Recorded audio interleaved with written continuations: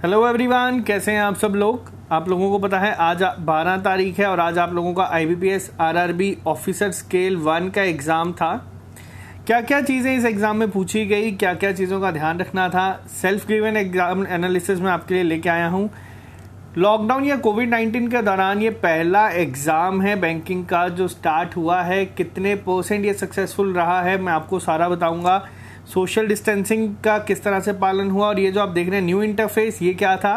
तो जो लोग नए हैं या चैनल को पहली बार देख रहे हैं वो चैनल को सब्सक्राइब कर लें ताकि आपको हर एक अपडेट मिलता रहे और साथ ही में जो बेल आइकन है आप उसे भी प्रेस कर दें। तो चलिए क्या बात करते हैं डायरेक्ट। सबसे पहली चीज़ सोशल डिस्टेंसिंग का क्या पालन किया गया था इस एग्ज़ाम में।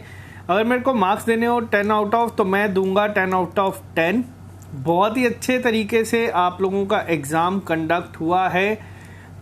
हर एक चीज़ का ध्यान रखा गया था। जम्मू कश्मीर की अगर मैं सेंटर की बात करूं तो एक भी ऐसी चीज़ नहीं थी जिसका पालन नहीं हुआ। कुछ बीच में एक दो चीज़ें आज ऐसी हैं जो बच्चों के तरफ से मुझे आई है कंप्लेंट, तो मैं वो भी यहाँ पे डिस्कस करूँगा आपके साथ।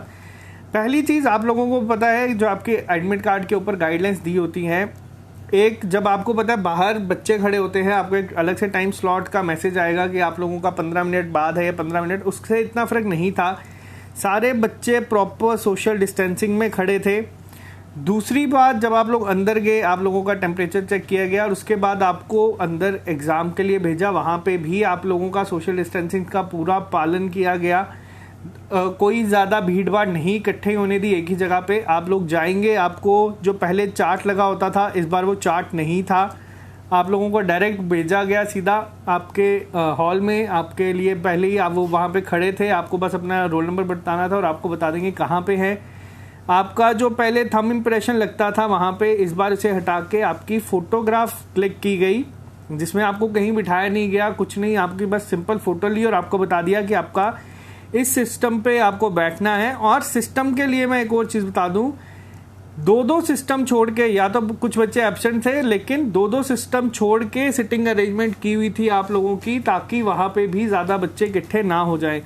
तो सोशल डिस्टेंसिंग के लिए तो मैं इसे पूरे मार्क्स दूंगा।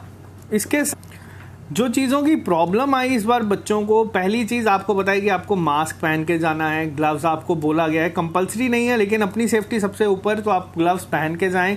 मास्क आपको पहनना है। गर्मी बहुत ज़्यादा थी, उसकी वजह से मास्क के साथ बहुत ही मुश्किल सा हो रहा था आपको एग्ज़ाम देने के लिए भी, लेकिन इतना सब चलता है। आपको एग्ज़ाम हॉल में भी मास्क पहन के बैठना है, गर्मी थी वहाँ पे, तो ये सारी चीज़ें आपको एडजस्ट करनी पड़ेंगी। आज एक अलग सी कंप्लेंट आई, 2 से 3 बच्चों की आई है, सबके लिए नहीं है, लेकिन बच्चों का ये कहना था कि कुछ इन्विजिलेटर्स ऐसे थे जो कि आप जैसे कोई लड़की एग्ज़ाम दे रहे हैं तो उनके बिल्कुल सर के ऊपर ही मंडराते रहे कि वो क्या कर रहे हैं क्या नहीं, तो कंसंट्रेशन जो थी वो नहीं बन पाती किसी हद तक। अगर आपका एग्ज़ाम कोई दिख रहा है तो ये मेरी रिक्वेस्ट है, अगर कोई भी इन्विजिलेटर ये देख रहा है ये वीडियो या कोई बच्चा देख रहा है तो उन्हें, अगर आपके साथ ऐसी चीज़ हो रही है और आप अनकंफर्टेबल फील कर रहे हैं एग्ज़ाम देते समय, अगर आपको डिस्ट्रैक्शन हो रही है किसी चीज़ से, तो आप उनको वहाँ पे बोल सकते हैं। आपको डरने की ज़रूरत नहीं है। आप उन्हें बोल सकते हैं कि सर आप थोड़ा सा दूर खड़े रहें या आप थोड़ा साइड पे खड़ा रहें।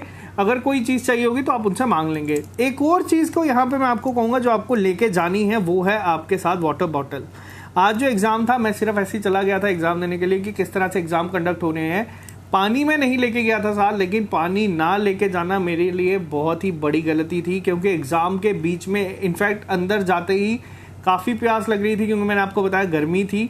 तो ये सारी चीज़ें आप ध्यान रखें इन चीज़ों का। छोटी वाटर बॉटल अपने साथ लेके ज़रूर जाएं, ख़ासतौर पे अगर आप गर्म एरिया से हैं तो आपको पानी की ज़रूरत पड़ेगी, मौसम इस तरह का ही है। तो चलिए दूसरी बात जो आज एग्ज़ाम में बहुत वेरी करी बच्चों के लिए, तो ये था आपका नया इंटरफेस। नया इंटरफेस कुछ नहीं था।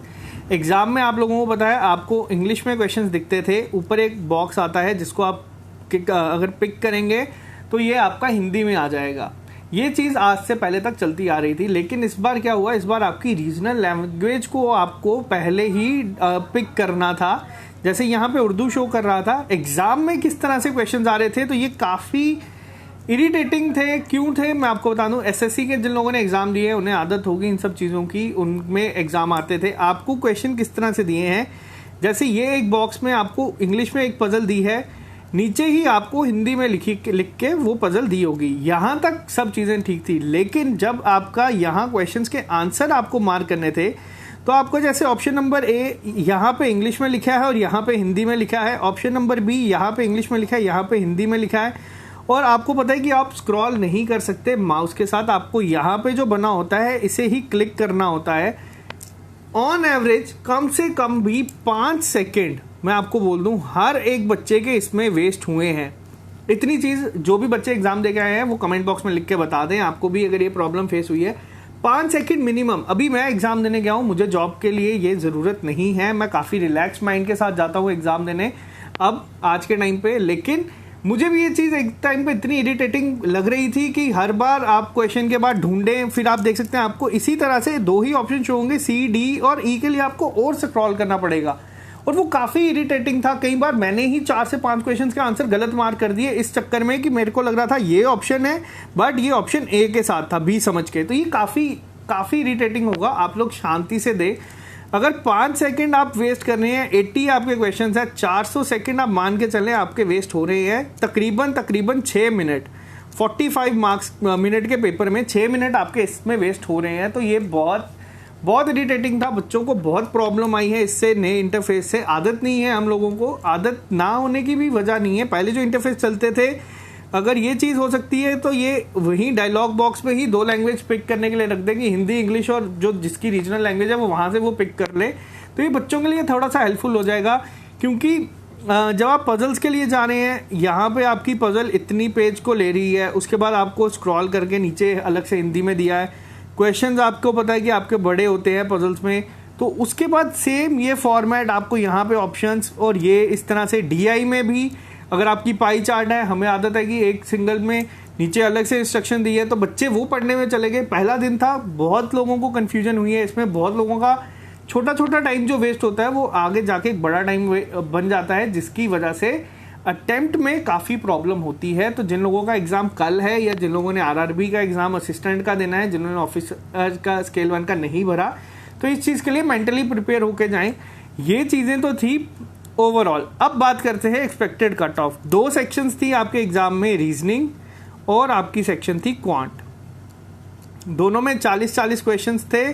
कंपोजिट टाइम था 45 मिनट का, लेकिन एग्जाम जब आप स्टार्ट करेंगे वहां पे लिखा है 50 मिनट। आपको एक डिक्लेरेशन साइन करके देनी होगी, जो भी आप डॉक्यूमेंट साथ लेके गए हैं उससे ज़्यादा फर्क नहीं पड़ेगा, 5 मिनट का टाइम आपको उसके लिए मिलेगा। तो 45 मिनट आपके जो थे इनके लिए थे। क्या लेवल था इसका? तो रीजनिंग का अगर हम बात करें सारी सेक्शंस का, तो ओवरऑल लेवल काफ़ी इजी था, इजी टू मॉडरेट हम कह सकते हैं। बीच में 1-2 पजल ऐसी थी जिसे आपको सोचना पड़ रहा था। अनसर्टेन नंबर की अगर हम बात करें यहाँ पे, तो जो रीजनिंग में पजल आई हैं कई सारी शिफ्ट में, उनमें अनसर्टेन लोग बोले हैं, लेकिन इतना टफ नहीं था। कईयों में बॉक्स पजल आई है, कईयों में 9 लोगों को बिठाया गया था सर्कुलर अरेंजमेंट में, कईयों में सिर्फ 7 को बोला गया है, तो कईयों में यहाँ पे ये था कि आप लोगों को स्क्वायर आई है। लेकिन ओवरऑल जो लेवल था, एक पजल ऐसी थी जो थोड़ी सी कंफ्यूज करेगी आपको, बाकी सारी पजल्स इजीली डूएबल थी। कईयों में इनइक्वालिटी आई है, कईयों में नहीं आई है। तो रीजनिंग की अगर मैं बात करूं, ओवरऑल सारी शिफ्ट की बराबर थी।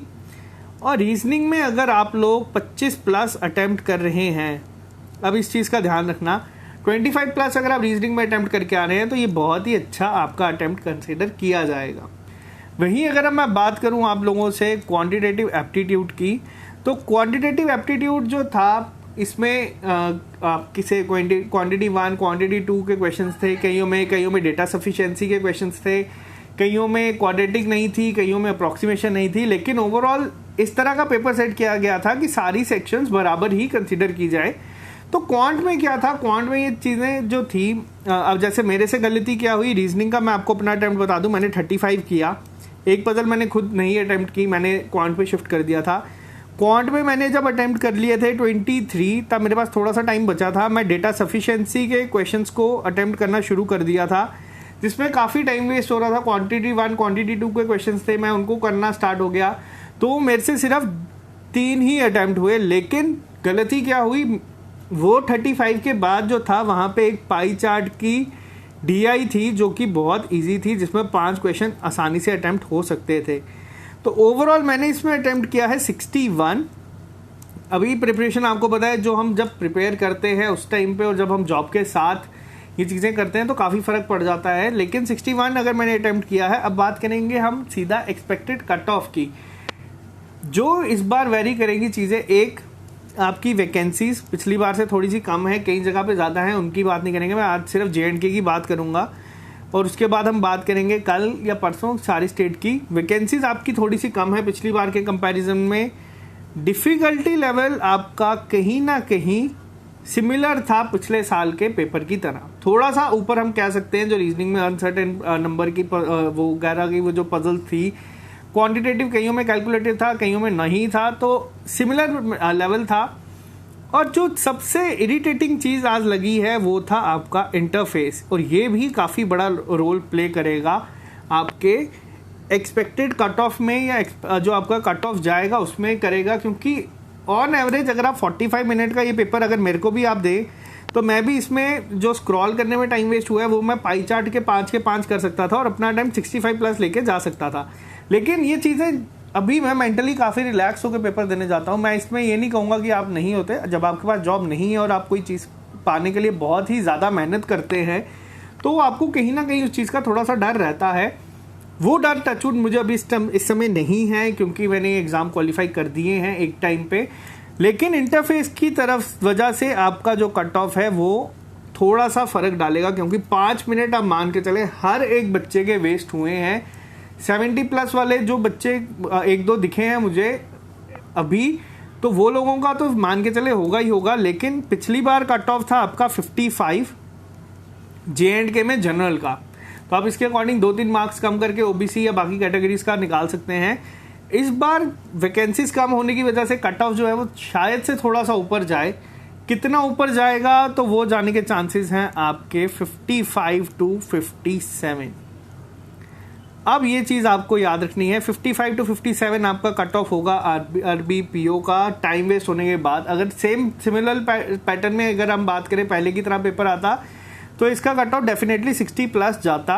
लेकिन आप मान के चले 2 से 3 नंबर का फ़र्क आपका इंटरफेस की वजह से पड़ेगा और आपका जो कट ऑफ होगा वो 55 to 57 ही रहेगा। तो जिन लोगों को लगता है कि उन्होंने एक्यूरेसी के साथ इतना अटैम्प्ट किया है वो मेंस की तैयारी शुरू कर दें। जिन लोगों ने इतना अटैम्प्ट नहीं किया है तो आपको एक और चीज़ बता दूं, यहाँ पे आपकी नॉर्मलाइजेशन भी होती है। अगर आपका अटैम्प्ट 55 है या 54 है, 52 है विद एक्यूरेसी, तो मैंने ऐसे ऐसे बच्चे देखे जिनके 5-5, 6-6 मार्क्स बढ़े हैं RRB के ही एग्ज़ाम में एक्यूरेसी की वजह से। तो आप लोग तब भी अपनी मेंस की तैयारी शुरू कर दें। और जिन लोगों का RRB असिस्टेंट का पेपर है तो आप लोग भी तैयारी अपनी कर दें, क्योंकि एग्ज़ाम के लिए जो जो चीज़ें हैं मैंने आपको बता दी है। पानी लेके जाना ना भूलें, आपको ज़रूरत पड़ेगी। तो आज सिर्फ इतना ही रखते हैं, मिलते हैं हम लोगों से कल। जो आपके करंट अफेयर्स पेंडिंग हैं उन्हें कल हम कवर करने की कोशिश करेंगे सारी। तो आज के लिए इतना ही रखते हैं, मिलते हैं आप लोगों से कल नए लेक्चर के साथ। चैनल को आप लोग सब्सक्राइब कर लें ताकि आपको हर एक अपडेट हम टाइम पे देते रहें। Okay guys, bye bye, take care, good night.